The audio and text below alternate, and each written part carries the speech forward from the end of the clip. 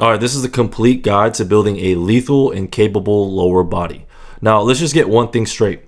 A powerful and capable lower body is literally the one thing that separates the athletic, the capable, the true physical outliers from the general population and regular trainees. Upper body is what gets the clicks, and this is what most men focus on. But we must not forget that pretty much every impressive feat in human performance stems from the lower body. I'm talking about athleticism, explosiveness, brute strength, capacity. There is no such thing as capable without building a complete lower body. Solely training the upper body may make you look better, which is important, no doubt, but training the lower body is literally the thing that transforms you as a whole. That's the big distinction. When you focus on upper, yeah, you gain some muscle, you might look a little bit more aesthetic, but when you're talking about a big transformation, I'm literally talking about in terms of physique, athleticism, even confidence. It's because the lower body has been developed. And I can even speak on this from personal experience. For example, I'll never claim that I've truly quote unquote made it in terms of fitness, right? There's always more to strive for. But if I were to ever look back on my fitness journey, if there was ever a time where I felt like I made a noteworthy transformation, where I looked back and was like, damn, I really became a new person, that was the product of me building my lower body, not really my upper body. When you build the lower body, when you improve the lower body, you literally become a new human. That's how you truly level up, right? Stumbling upon fitness in my late teens, I felt like fitness was so upper body focused. Okay, at least it was for me. It was all about chest. It was all about back, arms, push-ups, pull-ups, curls. Like, I still remember when I first started working out with my college buddy long time ago as a freshman in college, like our split was literally just like upper body. Like at the time I didn't know anything about fitness. You know, when you first start, you just listen to that one bro that, thinks he knows what he's doing. So, I just did his split. Our split was literally back or chest, back, shoulders, arms. And we literally never trained legs. The most we ever did was leg curl and leg extension. And it's crazy to contrast that to now, right? I eventually became a strength and conditioning coach. I've been in the fitness industry for 7 years. And it's like, I've totally changed my approach and my perspective. And now it's a lower body first approach. And I still feel like a lot of men are still kind of stuck in that same phase that I was in. I feel like fitness is very underdeveloped when it comes to lower body and just the understanding of lower body training. I know from just being in the fitness industry, right? I've been a trainer for a long time. I've even owned my own gym. And so I've been in contact with many individuals. Many people just run the same exact lower body workout. It's very basic at best. It's literally something along the lines of, squatting, leg pressing, leg curl, leg extension. And, I understand everyone has different goals, but I feel like it's such a waste because the lower body is capable of so much. Like my guy Socrates said, it is a shame to grow old without discovering the maximum strength and beauty your body is capable of. And I feel like most men, when it comes to lower body, they just train to get by. They just train because, you got to hit legs. They put all their energy, all their pride into hitting upper. They're so detailed about the upper body. But when it comes to the lower body, these guys literally do the bare minimum. Right? They just, I'm just trying to add some size. I'm just trying to get a quick little pump. And I want you guys to take away this. For you guys to really develop a world-class lower body, the lower body is designed to be trained by prioritizing performance, not aesthetics. You guys ever notice that the guys with even the most quote-unquote aesthetic legs aren't even the guys that bodybuild? It's usually people like, sprinters. It's world-class athletes, right? Basketball players, wrestlers, people that put performance at the forefront of their minds. So I want you guys to think like this when attacking the lower body. Now, there are many components to building a complete lower body, and I feel like a lot of it isn't out there in mainstream fitness. So this is going to be a complete breakdown of building a lethal lower body. The what, the how, and the why to literally weaponize the lower, become more capable, become more jacked, not just hit legs like an NPC. So let's get it. Okay, so it's going to consist of 2 phases to understand lower body training. Phase 1 is going to be to fortify. And what do I mean by that? The most basic goals when you're first starting to train lower body seriously, or if you're just first starting to get into fitness, these are your 2 main goals. First, you want to build up the individual parts, right? Your leg is made up of many muscles, right? You got your quads, glutes, right? You want to build each individual muscle up. And it's not just about the big muscles, it's about the little muscles as well. That should be your first goal, to just build a little bit of mass around your leg. And number 2, while you're doing that, you want to build correct movement patterns and functions. There's an efficient way to move and there's non-efficient ways to move. You want to ensure while you're building up these individual parts, you're also reinforcing good movement habits. And these two things are very important because these two are going to build the base for athleticism, and it's also going to build durability, which is going to give you longevity within training so you can train legs consistently for a long period of time. And that's how you truly get results. So you must first build up the base. Instead of going right into a lot of these advanced training methods, you have to first fortify. So there's many parts to that. I'm going to explain them here. So the two foundational patterns of the lower body that you need to center your lower body training on, these are literally the fundamentals of lower body training, are going to be the squat and the hinge. Not only are these literally the two most anabolic patterns, meaning that, you're traveling through a full range of motion, you're working literally the whole lower body. It's very anabolic. You're going to gain a lot of muscle. Not only that, but quite literally every powerful and athletic feat is going to derive from these patterns. So you not only want to do these to pack on muscle and fortify the lower body, but doing these two movements to a correct and efficient form is just going to build up your movement capability and just make you a better mover so that you could in the future do a lot of these more advanced athletic feats. So you have to master both of these two patterns. So let's first start with the squat. Like I said, I think the squat is probably the most difficult, the most anabolic movement. The reason why, you have a bar on your back or you're carrying it right in front of you. You literally have to go all the way down, which is a long way down. You never get to set the weight down and then you have to come back up. You're traveling such a long range of motion with a substantial amount of weight. It's a very potent stimulus, not only for the lower body, but for the full body, but just your central nervous system as a whole. So the squat is going to look different depending on your build, right? But some general guiding principles for the squat. You want to drive through the midfoot. You want to keep the knees, hips, and ankles relatively stable. You don't want them shaking all over the place. Obviously, if you're doing a 1 rep max, sometimes it can get out of line. But as a general rule of thumb, you want to keep everything stable. And you also want to learn how to intramuscularly coordinate different regions of the body. What does that mean? That means that, squat is primarily a knee movement, right? You're bending your knees. But at the same time, you want to be able to link that with, stabilizing the core, right? With creating tightness in your torso. The squat is a great opportunity for you to develop this intermuscular coordination within your muscles. So there's a lot of variations for the squat, and ideally you want to include all of these into your training. There are going to be certain time periods where you focus on one or two, but all these are perfectly valid squat options. So first you have your back squat. This is the more traditional squat, right? This is going to be the best for heavy loading. That bar position on your back is going to allow you to load the most amount of weight. It's a very potent nervous system stimulus. It's just a very potent, heavy stimulus overall. Now you have the front squat. A lot of people don't do the front squat, but it's very underrated. Basically, transferring the barbell to the front of your body is going to allow you to bend your knees more. Since that weight is in front of you, it's going to allow you to bend the knee more, putting more emphasis on the quad. And a very underrated component of the front squat is going to be that core activation. If you ever go heavy on some front squats, the next day your abs are going to be sore because it is such a core workout. It's one of the best core workouts out there. Not only that, but it really stimulates thoracic engagement. This is a problem we have a lot nowadays, especially as we're hunched over all the time on our phones, on our desk jobs. A front squat, you have that bar in that front rack position, it's really going to force your thoracic spine to engage and extend. And it's really going to have a posture improving effect on your body. The next one is one of my personal favorites. It's a Zercher squat. Okay, so Zercher squat, you're putting that barbell in between that elbow crease. It's a little bit uncomfortable at first. The reason I like it because it really engages the torso, your traps, everything. Everything is super tight in the upper body as you perform a lower body movement. Another good thing about the Zercher squat, it's very posterior chain dominant because you have that barbell in the center line. You kind of sit back with it. So you're going to really engage your glutes and your hamstrings. It's really good in a lot of instances when, you can't go full knee bend, or maybe you're dealing with some range of motion limitations or some knee pain. Zercher squat is a good alternative. The last one is a goblet squat. Now this is probably the most basic squat when you either hold a dumbbell or a kettlebell right in front of you.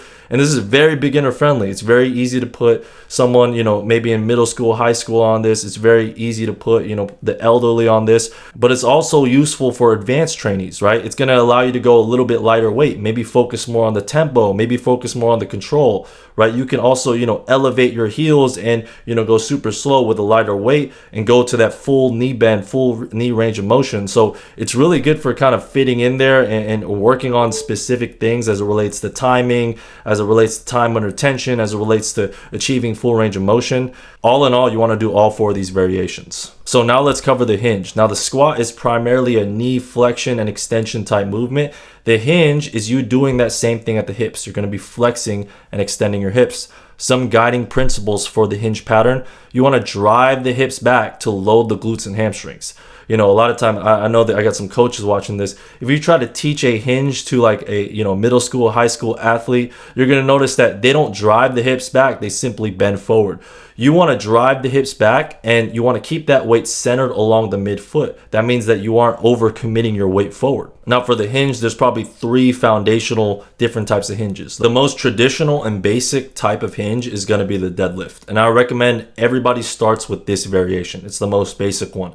The reason why I like the deadlift is because you set the barbell on the ground, you pick it up, you get to set it back down at the end of each rep. And this mental break, this muscular break is going to really allow you to reset, really go through the cues in your head. And it's really going to do a good job teaching posterior chain and core engagement prior to the pull, right? So before you pull that barbell, you want to lock your lats in, you want to load the glutes, load the hamstrings, lock the core in. And it's really good for just reinforcing those good hinge mechanics. It's also going to build a lot of strength because you can pull a lot of weight from that position and really build that neural drive, because you're starting with that weight from a dead position. You really have to explode to get it up. The next type of hinge is a Romanian deadlift. Now this one's a little different because instead of starting from the bottom, you start from the top. You start with the barbell in your hands. You're going to go back with the hips, lower the barbell down, to about the lower shin level and come back up. Now, this one is the best for hypertrophy and actually building muscle because you never really set the weight down. There's always a constant tension on the posterior chain, and it really allows you to move a large amount of weight through a large range of motion, resulting in hypertrophy. And the last variation is a hex bar deadlift. Now, this one, right, you're gonna get a little bit more knee bend. This is a very shallow position to pull from, right? You're not going as deep as a Romanian deadlift. But what I like about the hex bar deadlift is since that you're just so compact in there, you're traveling such a short range of motion, it really builds positional strength in a shallow hinge that's very specific to many sporting actions, right? A lot of times when you jump, a lot of times when you're bracing, a lot of times when you're doing a lot of sports specific actions, you don't go all the way down. You kind of go down a quarter of the way. And the hex bar deadlift is the best for kind of stimulating that. Now the squat and the hinge are the foundation, and that's where you should focus most of your energy on. But there's another category of movement that's so great for building strength and also building movement capability, and that is unilateral patterns. Unilateral patterns are basically things where you do one side at a time. And what these are going to do is they're going to provide movement variety, right? Because you're not always going to be in a straight line squatting and hinging. You're going to develop movement capability and IQ. You're also going to build up strength in underutilized positions. The squat and the hinge only cover just you standing straight. And it's very basic in terms of building strength in certain positions. But when you do a lot of these diverse unilateral patterns, you're going to build kind of this strength in all these weird positions and in more unorthodox positions. It's also going to help in longevity by making sure the body is in balance. And it's also going to bridge the gap between weight room and athleticism/function. So the first major unilateral pattern is going to be the lunge. A lunge, as I would classify, is anytime you have one foot in front, one foot in back. And there's many different types of lunges. Some of the most popular ones are things like walking lunges. There's front lunges where you're in a lunge position and you load the front foot, right? There's also reverse lunges where you step back and you load the rear foot. There's also rear foot elevated lunges, so things like Bulgarian split squats. The next type of unilateral pattern that is mandatory is a lateral lunge. Now, this is really good for opening up the hips, building your adductors and your abductors. There's many different variations. You can do it with a dumbbell, you can do it with the barbell, you can do it with the landmine. The next type of unilateral pattern is going to be your step ups. Now, step ups are great for developing strength with your hips in a flex position. You can do these front on, you can do these sideways. If you control that eccentric, if you control the step down portion, you're going to also be developing resilience in the knee. And lastly, you have your single leg RDL. It's a really good exercise for your glutes and your hamstrings. It also does a really good job at balancing out both sides and also relieves the lower back. Now, if you do the above, you will have a developed lower body in terms of strength, movement, and capability.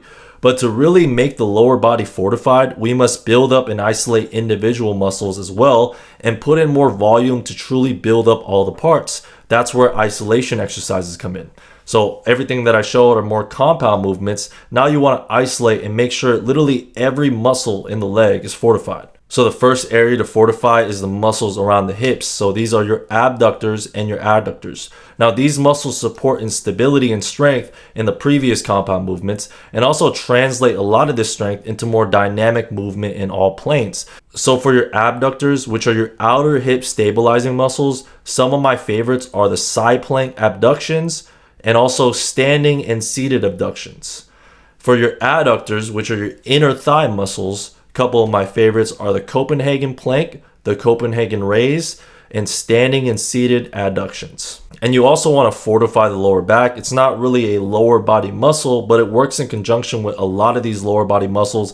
It's usually the most common weak link in lower body movement, and it also supports in stability and work capacity. And now my two favorite movements for strengthening the lower back can be your back extensions. Now you can do this on a 45-degree back extension or a GHD back extension, and also the reverse hyperextensions. A lot of gyms don't have this, but you can reliably do something like this with limited equipment. Next are your quads and hamstrings. Now, you're going to get a lot of quad and hamstring work from the squat and the hinge, but when you're doing these two movements, you're recruiting a lot of other muscles as well. You're recruiting the low back. And sometimes you just want to isolate the quad and the ham so you can just get a little bit more volume work and develop these in particular.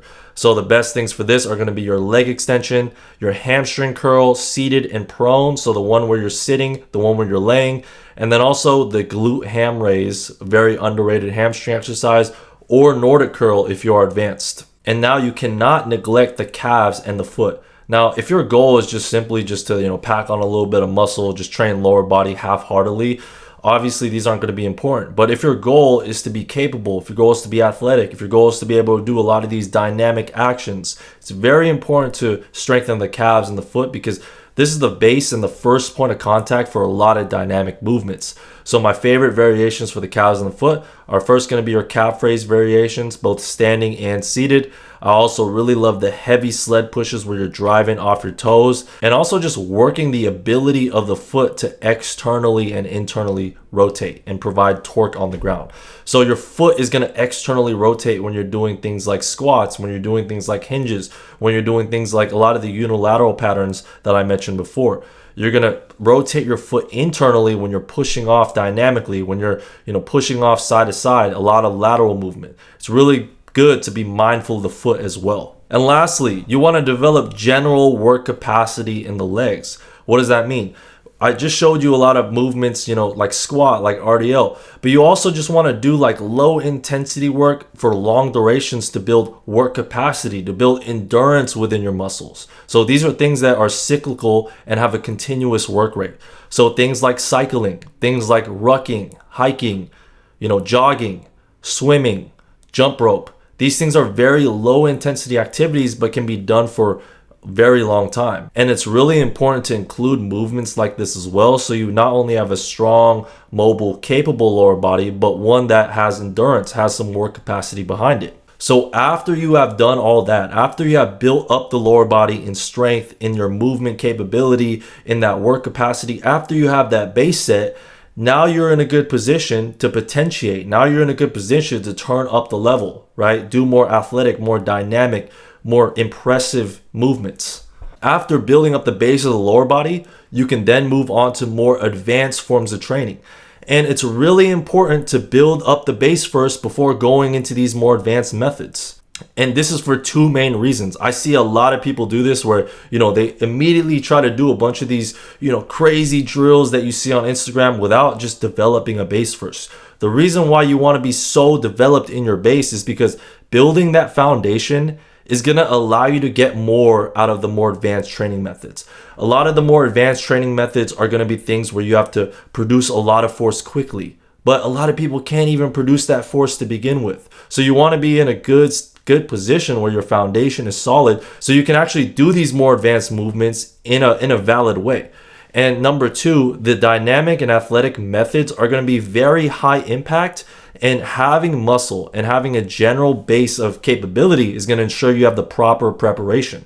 Muscle is your primary shock absorber, and you also want to be efficient in your movement. You want to make sure your movement is sound so there aren't weak links. So having that solid foundation is not only going to make you get more out of your training, but it's also going to make you more durable and have longevity so you can do this type of training for years to come.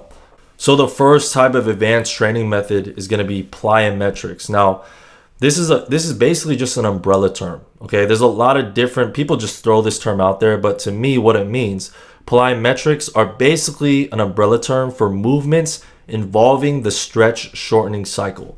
Now, what is the stretch shortening cycle? This is a type of muscle action that uses rapid stretch to contraction rather than the slower traditional movements that we do in the gym. Right? Think about it. When you do a regular squat, you go down, you might even pause a little bit at the bottom and then come up. You kind of do this in a consistent linear tempo. When you're doing plyometrics, think about like a rubber band pulling back and snapping. You use the rapid stretch and use that momentum from that stretch to power a rapid contraction. All in all, it's a different type of muscular contraction. Now, a lot of people just stop at the traditional weight training exercises, but you must master your ability to do movements using the stretch shortening cycle, because this is the muscle action that is the language of athleticism and power.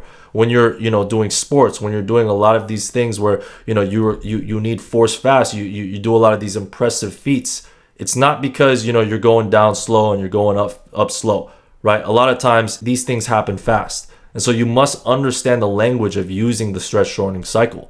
Now, there are many different types of plyometrics. I might make a sole video on this, but I'm gonna try my best to break it down. So there's three variations, categorizations of plyometrics, okay? So number one is gonna be your extensive plyos. Now, these are low impact plyometrics that don't involve relatively high impact or high degrees of load up. These are your hops. These are your very light plyometrics. They almost look like warm-ups to a lot of people. And now these are very important, and they are a category of their own because these are really good for building up capacity of using the stretch shortening cycle. When you first just start doing plyometrics, you're not expected to jump off, hurdles and do all these flips and all this stuff. You need to start from the ground up, just like we did earlier.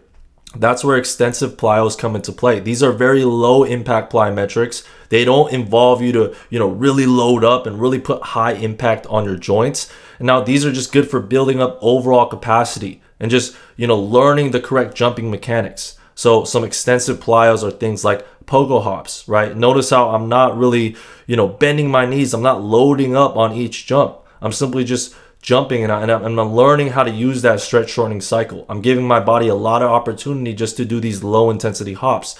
Things like single leg pogo hops, right? Developing capacity within one leg at a time. And other methods like deep tier jumps, which are when you're in a full squat position and you're just hopping in that stance. You're developing capacity in a position where your knees are flexed. I would also add that jogging and jump rope are in this category as well, right? Jogging and jump rope are exercises on their own, but if you really think about it, it's just extensive plyometrics. It's a lot of low volume activity that just builds capacity within the joints and just preps your body so that you can do more intense plyometrics in the future. The next type of plyometric is going to be your coordination type plyometric. Now, these plyometrics, the goal is to work especially on timing and coordination of the muscles in the lower body, right? And I want you guys to think about this. If you guys ever see, high jumpers, for example, or, people dunking off one leg in basketball, if you slow it down slow motion, There is a very complex firing pattern that happens all the way from the muscles around the ankle to the knee to the hip. And now you must learn how to coordinate the lower body musculature in a way where you're going to be the most efficient and be able to produce the most amount of power. Now, these exercises are going to include landing focused jumps where the goal is to load the hip, knee, and ankle in a sequenced and smooth way continuously. So your goal with coordination plyometrics is to load specific muscles of the lower body, right? Load the muscles around the ankle, the knee, and the hip. So things like skater jumps, where you're really focused on landing in a position where your ankle, your knee, and your hips are stable. You're loading the glutes, right? Things like skips. Now, skips really work timing, really work rhythm. These are all coordination-based plyos. Things like single leg hops. Every time you hop on a single leg, you have to land and you have to redirect force again. There's a very complex firing pattern that happens within the lower body, and this is your chance to work on these things, the coordination plyos.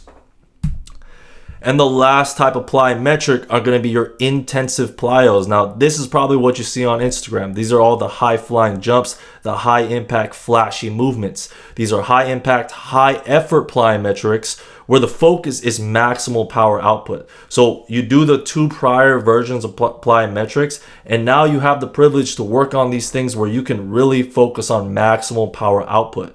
These just get you better at expressing power, being athletic. So I'm talking things like high box jumps, broad jumps, right? Not only doing it once, but multiple times, landing, right? Things like hurdle jumps at a high height, you landing, you trying to jump as high as you can, things like depth jumps. I would also kind of group sprinting in this category as well of intensive plyometrics, but really sprints are just in another category of its own. Now, sprints, if you can do them, hopefully by now, if you've done all the prior things that I've showed in this video, you probably have a good foundation to start sprinting. Now, sprints are literally the holy grail of lower body expression and offer a very unique stimulus. And, I got knee surgery, so I haven't been doing the sprints, but I cannot wait till I'm back. And I really want to start incorporating more sprinting in my routine because the high impact, the high effort nature of sprints, it develops your muscles, your tendons, your joints. It allows you to express both force and speed, and it also has some very unique endocrine responses attached to sprinting. If able to, sprints can be done 1 to 3 times a week. Now, sprints are probably the most intensive type of exercise and must be properly progressed to. A lot of it is doing the things that I said prior in this video, but you also want to do sprint specific prep just to prep your body for that specific pattern. Now, the best way to properly prepare yourself for literally the holy grail of lower body expression is going to be to do those extensive plyometrics that I mentioned earlier, and also just build that foundation of strength, movement, range of motion. But you also want to do like sprint specific preparation just for that specific movement, right? So the best way is to gain familiarity with jogging with 70% to 80% sprints, right? A lot of you guys just starting to get into sprinting, you're not going to be able to go 100% sprint right away. Right? You want to build up that capacity. You want to give yourself enough reps of you just going 70 to 80%. And eventually, you doing those extensive plyometrics, you doing all this specific sprint prep, you getting stronger, you developing more mobility. That's going to eventually allow you to unlock the ability to just go 100% full send on those sprints.